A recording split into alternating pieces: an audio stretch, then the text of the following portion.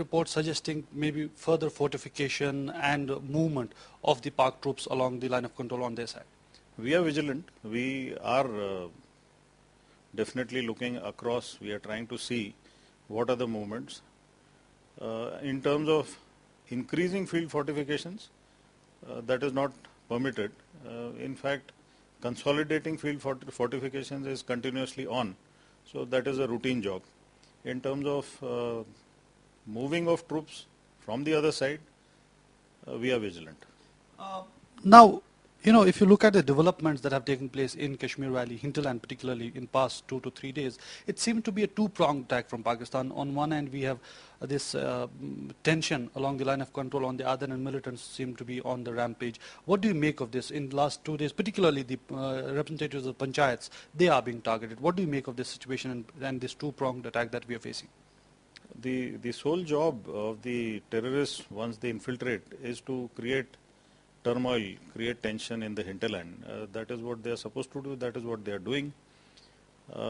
In terms of a two-pronged attack, that is a reading, possibly what you can say so.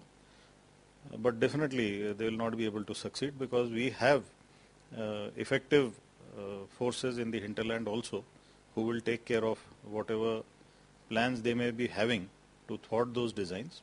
And there are forces on the line of control. They will take care of whatever happens on the line of control. So people may have designs, but that will not be allowed to succeed.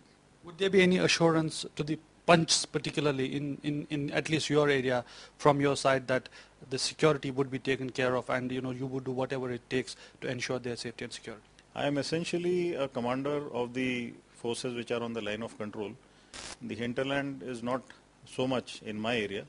Whatever little population centers are there in my area, there is an assurance. There is just no doubt in that, and we are interacting with the Panch and the Sarpanches practically every day.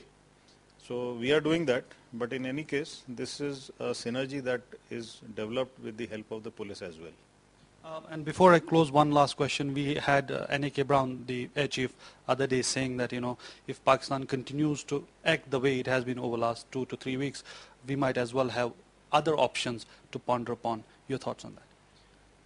Any country has enough options available to deal with any situation. What the Air Chief has said, he has said there are enough options.